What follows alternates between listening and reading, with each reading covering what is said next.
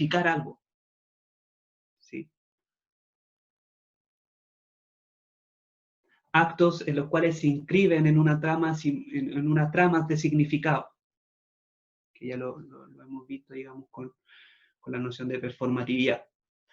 Entonces, conmemoración corresponde a actos, digamos, colectivos y performativos de recuerdo, ya sea en referencia a un lugar, por ejemplo, el Estadio Nacional,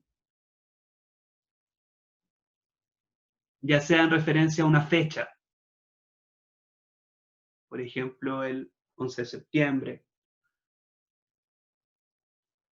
o el Día del Joven Combatiente, etc. Y en donde van a confluir en estos actos conmemorativos, como actos colectivos y performativos, van a confluir distintos elementos, ya sea espaciales, discursivos, visuales, estéticos. Isabel Piper, y lo van a ver en el texto que está asignado, describe cómo las conmemoraciones tienden a tener como cierta estética, ciertos ritmos, cierta estética, por ejemplo, en cuanto a que la mayoría está vestida de negro, ¿sí? Interpretando el luto, el duelo. Ciertos ritmos, como la comparsa, por ejemplo, el momento de caminar, las flores que llevan en la mano. O sea, Isabel Piper trata de alguna forma, de leer íntegramente el acto colectivo y performático que hacen las víctimas de la dictadura militar y cómo ello significa su pasado, ¿no? Lo que va a problematizar inmediatamente Piper es que haya un manejo espectacular de los elementos que configuran la performance,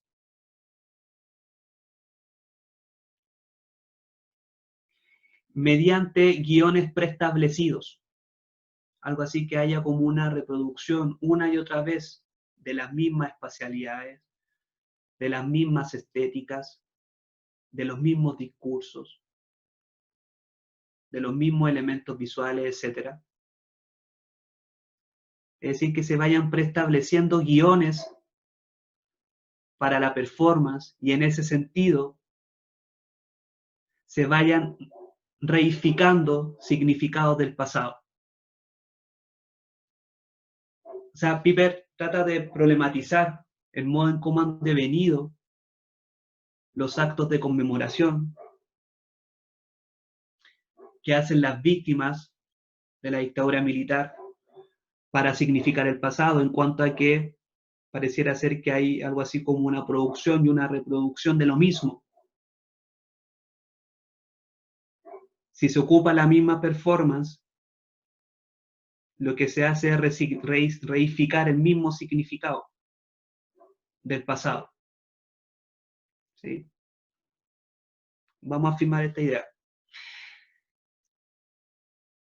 Por otro lado, estamos hablando de la conmemoración, ¿sí? Por otro lado están los lugares de memoria, que corresponden a lugares materiales, ¿sí? Para hacer visible en el espacio público ciertos hechos o figuras significativas del pasado.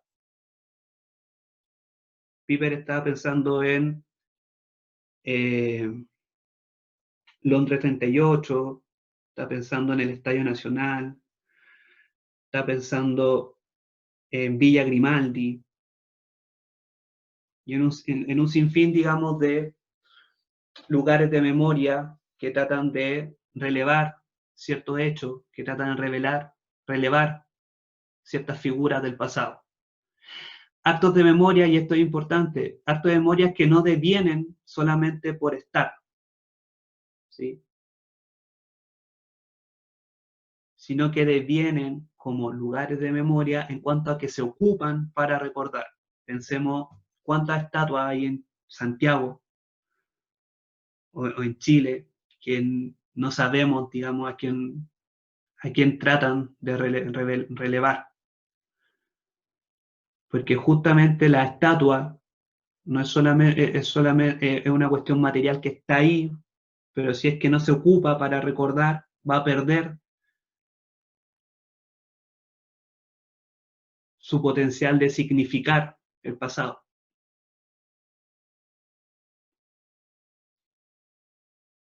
Entonces hay también una especie de conjugación entre los lugares de memoria y la conmemoración. La conmemoración, que insisto, no solamente se remite a lugares, sino que también tiene fechas para conmemorar. Pero también, por lo general, se remiten a lugares como el Cementerio General, porque tratan de darle a ese espacio la posibilidad de significar el pasado, ocupándolo para recordar. Si no, terminan siendo meras estatuas, ¿sí? O meras construcciones materiales. Bien, Profe, dime, y, Carla. y Piper dice algo como con respecto a la, no sé, por decirlo de alguna forma, resistencia a estos lugares de conmemoración o de memoria. Estoy pensando, por ejemplo, en el mural como, o monumento que estaba hecho para Mónica Briones y que ha sido como borrado o tapado varias veces, creo. Es que justamente esa disputa por las conmemoraciones, pero por los espacios de memoria, responden a esta idea del pasado como campo de disputa. O sea, responden a la idea de que la memoria colectiva es un entramado de interpretaciones que está siempre puesta en juego. Entonces, no, por ejemplo, como bien dice, no existe un consenso generalizado de que Briones Ya, debiese ser una persona relevante para significar el pasado, ya. ¿cierto? Entonces se enmarca, digamos, lo que veníamos diciendo. Existe esta disputa constante y justamente, como dice Carla, se logra ver en la realización de murales, en tapar murales, eh, por ejemplo, pensemos en este marco, el votar estatuas. ¿Qué está pasando? Y yo me atrevería a decir, no solamente en Chile, sino que también a nivel internacional, eh, que el votar estatua comienza a ser un acto, una acción directa, parte del repertorio de los movimientos sociales actuales. Eso lo encuentro sumamente interesante. Porque el votar estatua no te está hablando de una disputa respecto que se atiene al presente, sino que parece ser que esos movimientos sociales tienen presente de que el pasado se debe reconfigurar en vista a su reivindicación que se está levantando en el presente. Ujú.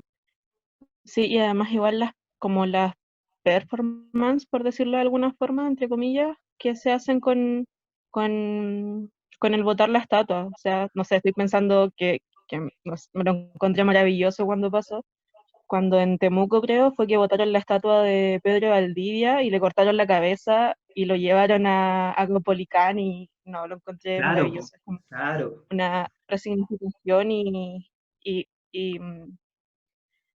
y como intentar dejar atrás, eh, como, o sea, no dejar atrás, sino que como reescribir un poco la historia también. Claro, claro, y eso es, a mí me parece que es súper relevante porque no son, o sea, el votar estatua no deviene de reivindicaciones que se acotan a logros específicos en el presente. Parece que son reivindicaciones que consideran esta interrelación entre pasado, presente y futuro.